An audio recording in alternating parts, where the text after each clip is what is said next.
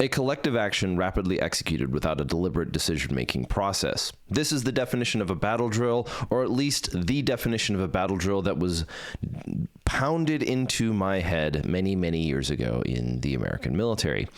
The Ranger battalions had its specific way of teaching you things, and I have before me an old manual, not necessarily a field manual, but an old manual on Ranger training.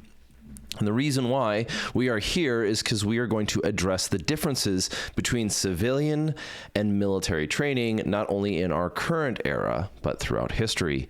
Hopefully then it will open up your eyes and give you some direction when it comes to the kinds of training and people you might want to surround yourself with. See, there is this continual argument, perhaps more like slings and arrows, stones and arrows thrown at each other, the drama and the petty arguments between individuals within the gun culture or the firearms industry about this person doesn't know how to shoot or military people don't know how to shoot. And while there may be this difference between firearms training and, quote, tactical training, that line is one that is worth investigating, not only for ourselves as individuals, but for ourselves as a culture and a community. The difference between civilian versus military training might want to be this question. Is it apples to oranges, or are we comparing apples to orchards? Before we get much further into the show, I want to mention our sponsor today, and that is Obsidian Arms. Now, like we are addressing different aspects within the gun culture, so does Obsidian Arms address various aspects of the firearms industry. Whether you're looking for tools that come with a lifetime warranty so that you can flush out your toolkit and provide some longevity to your equipment, theirs comes with a lifetime warranty. If you break one, send it back, they replace it. That's the tool being. Or if you're looking for specific parts that will enhance your, well, maybe not capabilities, but help develop your skill set, then you should check them out at obsidianarms.com. Now, finally, with that one, if you're also in the process of developing a product and you're looking for a manufacturer, give them a check, give them a call, and let them know that you heard about them from us. That being the case, let's get back to the show. In the development of this episode, I started looking at and doing a survey of the different types of classes that are offered, particularly in the civilian market. And many of them followed a very specific line. For example, let's see if you'll pick up the pattern. Warrior Poet Society, Rifle 1, Rifle 2, Pistol 1, Pistol 2, one-man room clearing, Intro to Long Range Patrol. Bear Solutions, Pistol 1, Pistol 2, Rifle 1, Rifle 2, and then he has the option of custom classes. Rune Nation, Low Light Carbine, Low Light Pistol, Limited Signature Rifle and Pistol, Functional Pistol, and then he has some more edged weapons style or force like hands-on jiu-jitsu-ish style classes. Method Endeavors, Close Quarters Marksmanship Lab is one of the ones that stands out. Orion Training Group, Small Unit Force on Force, Solo Duo CQB, Concealment Handgun, Low Light Solo CQB. The NRA, Pistol, Rifle, Shotgun, Concealed Carry, multiple levels of each, as well as personal protection courses. Now, for some that are a little bit more historical in our arena, Gunsight, Pistol, Rifle, Carbine, Shotgun, Foreign weapons training. These are even just categories of training that they have available. Then there's also from Gunsight, you've got church defense, tactical medicine, and a response to active shooter. And then we have newer companies like Tactical Hive, which offer tactical pistol and tactical carbine, or tactical pistol and carbine, correction. Low light pistol, low light rifle, low light gunfighter, tactical gunfighter, Force on Force 1 and 2, home defense, CQB 1 through 3, precision rifle 1 and 2. Veil Solutions has a carbine course up right now. GBRS Group has both firearms training and CQB assault, as well as some other more boutique services. Then there's Kinetic Consulting, Weaponized Geometry, which might be described as one-man CQB, Red Dot Sight Mechanics, Rifle Mechanics, Handgun Mechanics, Skills on Demand, which is a mixture of handgun, injured shooter, CQB, and Force on Force. So what have we seen across all this lists? There is that classic format of pistol 1, pistol 2, rifle 1, rifle 2, carbine this, that. And the focus of these classes is so much on the equipment itself. You could argue that a lot of the CQB courses are really just one-man movement, and that does describe a progression from where we were 10 years ago. I bring this up often because I am part of that generation and a person of military background where there is almost an expectation, or perhaps there's a reasonable pathway going forward for someone who with a specific background to go into a specific field, and that is coming from the military, maybe even the special operations community. There was this expectation to go into some sort of training, maybe just some sort of interest as well. But when we look at civilian training, and when we've looked at civilian training, it's so oftentimes is this pattern of being focused on the item.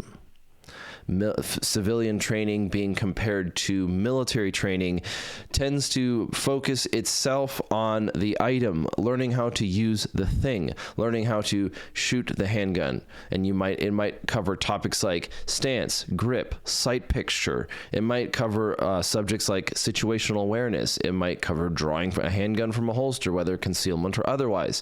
It could be directed at maybe a certain skill set like competition shooting, learning how to use a shotgun, learning how to build a stage plan, learning how to transition in the appropriate method for that type of competition from your rifle to your pistol or your rifle to your handgun.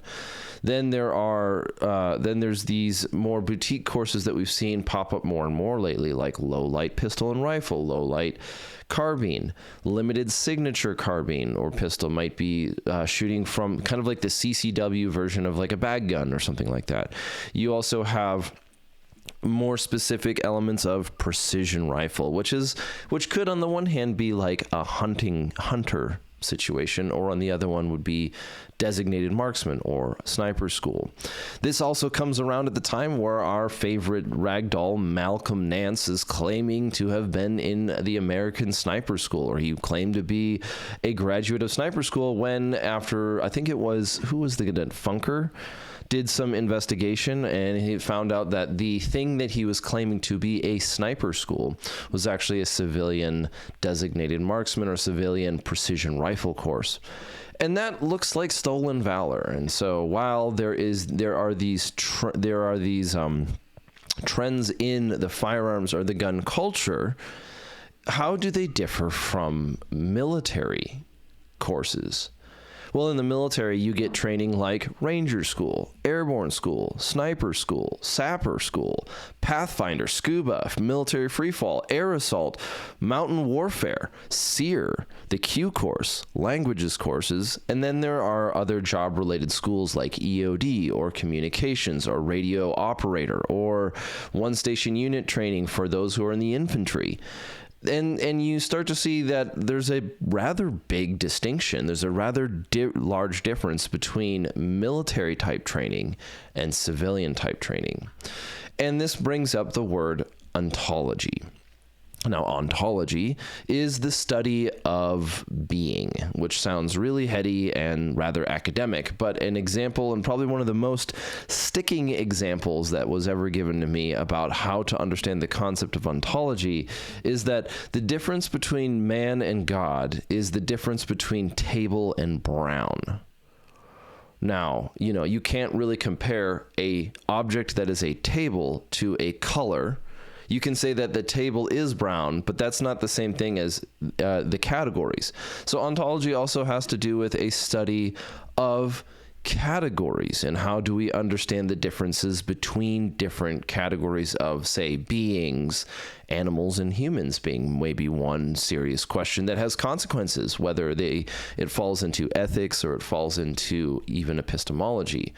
And so in this type of training problem, going back to the subject of the gun culture, it looks like in many ways, in one way, you could argue that the difference between a military style training and a civilian style training is one of categories. Like we began in the beginning with a question of, is military to civilian training like apples to oranges, or is it apples to orchards?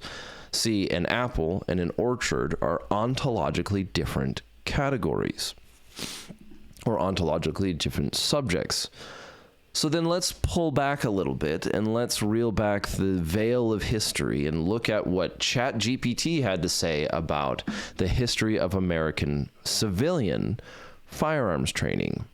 Now, making this query multiple times with ChatGPT, which is a mass language model or whatever we want to call it, it continuously divided American history, particularly that around civilian firearms ownership and training, into almost like eras or categories. There was the colonial and revolutionary era, where you started to see things like the Militia Act of 1792, which mandated that individual free citizens own firearms, and with, I believe, there's some expectation of capability, phrased in the term, be ready to serve in state militias.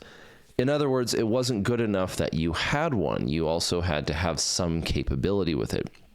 Now, can the government effectively mandate this is a question entirely on its own. But you've also seen this in history too, outside of America, whether it's modern-day Switzerland or the Yeoman laws of England or Europe, the UK. Oops.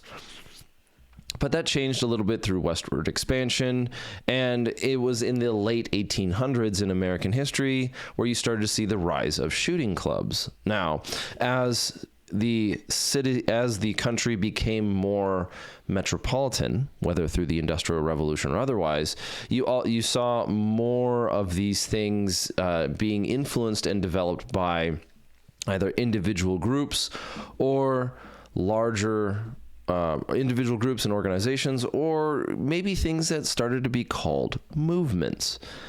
You also saw in the early or ChatGPT identified that in the early 20th century, you saw the rise of competition shooting. As a child, I remember my grandfather telling me stories about how him and his brother had traveled across the country shooting in these competitions, some of them being like NRA related or locally organized. You could even bring up the folklore of people like who's the guy with the apple on the head, whatever, or Annie Oakley, or Buffalo Bill and the Wild West. This might cue back to an episode where we recorded with oh shoot, now I'm drawing lines in my brain. It's the wires are starting to cross. There's two good episodes too that might be worth listening to, whether it's with Black Canyon Systems, which talks about how like the rodeo was started in a very folklorish way, or another one would be Critical Taxonomy with Chris Sizlove, which was recorded and released recently.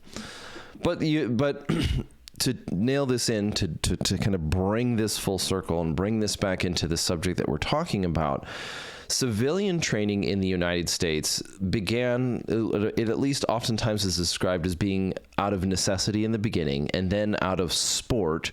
And now we're in this different era where there is a sort of a body politic element to it. A lot of modern firearms training is around CCW, and which is concealed carried weapons, or whether that's mandated by your state or it's just out of a volunteer system, or it's about the skill of the individual of being able to shoot a handgun. So then you see competition shooting.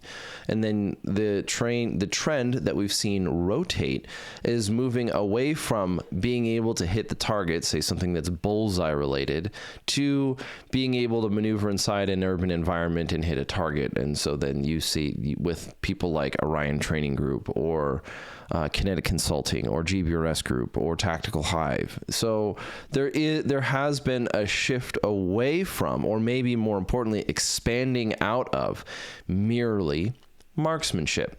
Once again, if we're going to go into the subject of categories, we could say that marksmanship is different than tactics. Various individuals in this gun culture have gotten in trouble, quote unquote, publicly by saying that they do one and straying into the other. But what would a military style training course look like for civilians? This is where those categories are already starting to get blurred, particularly with Orion Training Group requiring a packing list and having some sort of vetting. But a military style course, if we were to take one right now and we just do something like Ranger School, it would require a packing list. There would be a required list of equipment that you had available, and I'll be clear, it's not going to be cheap. It's going to be hard to do something like a long-range patrolling course if you don't have certain tools, whether they're chest rigs or rucksacks or binoculars or whatever like that. And it could very quickly divulge into a show-off of who's got cooler gear, but I digress. It would also have requirements to do with fitness. If we're going to do a mountaineering course that includes covering difficult terrain, this isn't going to be a hike in the woods. And if you're not aerobically fit enough to accomplish the task, then how are you going to? You're not going to be able to take the course. It'll also, and very likely, a civilian styled course of this level,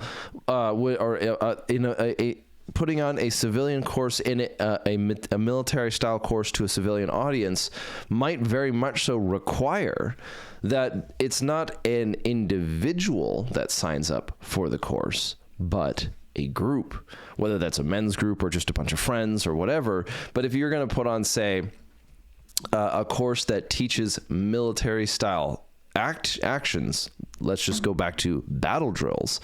You can't really do battle drills on your own because in its definition, it is a collective action. A battle drill class in any way, shape, or form, even if it was given and made available to civilians, wouldn't really work as well if you were just trying to get individuals to attend the course, because while all of them might be able to learn how to do the thing, it's really the value of a battle drill is ingrained in the is ingrained in the group, not the individual. So imagine, say, somebody comes to your town and offers a class that's a battle drill class, and you get one guy from Oregon and one guy from Texas and one guy from Arizona and one guy from Idaho and two from Minnesota and one from the East Coast, and they all fly in to take the course, and they all fly in to take this battle drill course where we teach you things like react to contact, break contact, react to ambush near and far, knockout bunker, enter and clear a trench, enter and clear a building, breach and clear a mind-wired obstacle or something like that. It wouldn't really help if all of those people learned how to do those things as a group and then went back to their own areas, unless it was going to follow sort of the one attempt at the Ranger model, which was that individuals would be trained in these skills and then they'd be expected to go back to their own units and then teach them to their own units. That perhaps might be the answer, and the problem is that if we were to start teaching, if someone were to offer a legitimate battle drill style class, the individuals, it would only really be effective if the individuals not only learned those skills, because they can't really just do it on their own, but they also learned how to communicate it to their own people. How expensive would that be is going to be cost prohibitive for most individuals in the United States, and thus we find ourselves where we're at. The other things that a military style course would look like is that it's focused not on what we talked about, not being individual focused but group focused, but it would also be directed at more objectives. It's not good at, a typical contemporary typical say civilian-focused firearms training course has some sort of objective in mind. That is proficiency with the firearm. You'll see people then training things like accuracy, speed, malfunctions, reloads, shooting from cover, and so on and so forth. But it doesn't really break into small unit tactics. Most of this military focus is actually tactics. It's actually these larger scale group oriented training. The military and the way that much of the military focuses, or at least my experience, was that it was on a cycle, that you would go through training through these various scenarios so that, and they would build on each other, kind of like Russian tea dolls, even though that's just a weird description. You would start with the individual skills, and then you'd move on to the team level, and then the squad level, and then the platoon level, and then the company level. And then in some cases, people might even be looking at the regiment or the brigade. That training, that progression itself differed from civilian style training to the extent that it was focused on these building blocks in order that you could get to some sort of achievement. I'm sorry, not some sort of achievement, but some sort of group proficiency. If I'm just picking up this Field Manual 7-85 Ranger Unit Operations, published in June of 1987, before the fateful events of Black Hawk Down and the global war on terror, and there's this interesting paragraph. It reads like this. Considerations. This is G-7 and G-9. So, performance-oriented training. Performance-oriented training emphasizes hands-on performance. Training is conducted to ensure a level of proficiency rather than an established number of hours of required training. Performance-oriented training has precise training objectives, and makes good use of resources. Training objectives serves as the basis for preparing, conducting, and evaluating all training. Jumping to G-9, considerations. Ranger commanders schedule training under field conditions to permit maximum training opportunities. Field training emphasis is on mastery of a series of individual, soldier and leader tasks, and collective training tasks. These tasks are repeated until established standards are met. The goal of Ranger field training is to ensure realistic, demanding, and meaningful training. Point 1. When training is conducted under conditions of moderate stress, most combat critical skills are learned quicker and retained longer. Stress can be incorporated in a training situation by physical deprivation of sleep or food, by live fire exercises, by operations against OP4 or opposing forces, under simulated battlefield conditions for an extended period, by intensity of activity, including demands for decision-making, or by physically demanding activities. Ranger units train under stress so that they will react quickly in combat. And this is where you might start to wonder if we're talking about those somewhat awkward training, like men's hardness boot camp, courses that come out every once in a while. And the answer is kind of yes and kind of no. To tie it up and to close it into a full arc history, I think we can say with some consistency that with some certainty that the difference between what we've seen in civilian training versus military training is really an apples to orchards type difference. The line where that is blurred might be organizations like Constellus Group, which offer training in things like Constellus Group, which is what, if we're talking about former Blackwater type organizations, where they have protective security specialist courses, and they have canine level training and counterterrorism training, and that involves vehicles and all this kind of EP executive protection. But these are their training is really directed at the needs of, say, a client of that size. The difference between military and civilian training really does come down to the military is focused on the group, and the civilian is focused on the individual.